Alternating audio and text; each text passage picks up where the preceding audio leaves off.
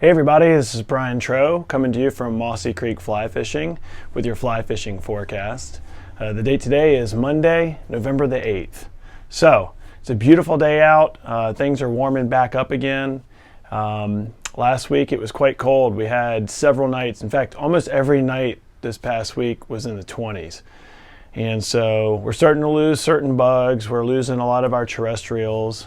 We had a lot of folks in last week who were still catching a few trout on hoppers. But this is the time of the year where after we've had 2, 3, 4 real heavy freezes, we really lose a lot of our terrestrials. So your ants and your beetles and your hoppers, those are going to become much less important over the next week or so as the fish realize they're gone. With the water temperatures cooling down for the trout, their metabolisms will begin to slow a little bit. You won't see them rising as frequently. A really good hatch on an overcast day of like blueing olives or betas will get them up at the surface in the right type of water. But for the most part, all the trout fishermen are switching over to subsurface and fishing nymphs and fishing streamers. You really got to slow down the retrieve of your streamers if you've got a nice cold day. But it looks like we're going to have a little brief warm up too. So as we get closer and closer to the solstice, you need to try and be smart with the hours that you fish. Waking up at the crack of dawn and getting on the water bright and early when it's 24 degrees, you're probably going to have a little bit slower time than in the warmer hours of the day. So for example, tomorrow it's going to be 70. The warmest water temperatures of the day are going to be, at 3 o'clock in the afternoon when things have warmed up. So good time to get out and try and catch a couple trout. So speaking of trout, obviously the state has been really busy stocking a lot of our delayed harvest streams, so you want to focus on those. We're leaving the brook trout alone and probably going to be leaving them alone for quite some time. So we'll give you guys a report on that. We probably won't touch on those until at least December, and then we'll start talking brook trout again, okay? But everybody needs to do their best to give them a break. The spawn on places like Mossy, we get a lot of questions about, all right, there's brown trout on Mossy. You don't wade Mossy Creek, you're not allowed to get in, and so disrupting the reds and trampling nests and stuff is not an issue. It's not going to happen. If they're actually spawning, you're going to have a really hard time catching them.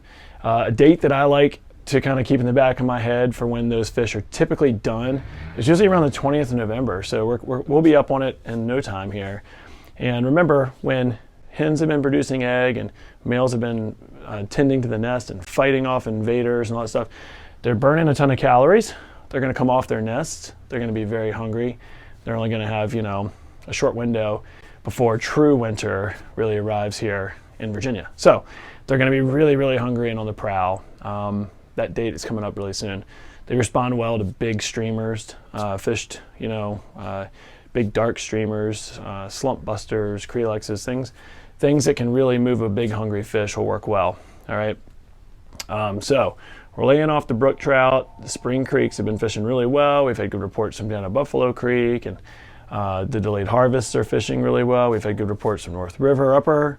And then the big waters, the Shenandoah, the James, for those of you who love smallmouth, it's starting to get pretty tough, okay? I know people say, is it even worth going? The answer is it's always worth going fishing, all right?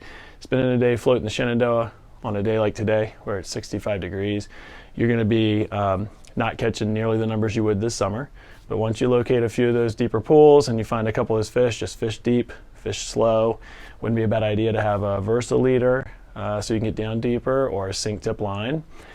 Fishing down deep with clawdads and sculpins and mad tom minnows and things like that. You can catch some nice fish. You're just not going to do the numbers you did. So a few largemouth let to be caught, a couple big smallmouth. The musky fishing is quite good. Right now, the leaves are really starting to finally tumble. They're a little bit later than normal, but those really cold freezing conditions coupled with like a windy afternoon, and you're going to have them piling up. So they're frustrating. There's not a lot you can do about it. Unfortunately, water takes leaves like right to the same place it takes food. So usually it's jamming up the prime lies exactly where you want to fish. So anyway, we'll have some more reports on that for you. Typically by Thanksgiving, the leaves are not an issue anymore. So I think that's about it. We've got a really nice, pleasant fall, weather week. It's not going to be very cold.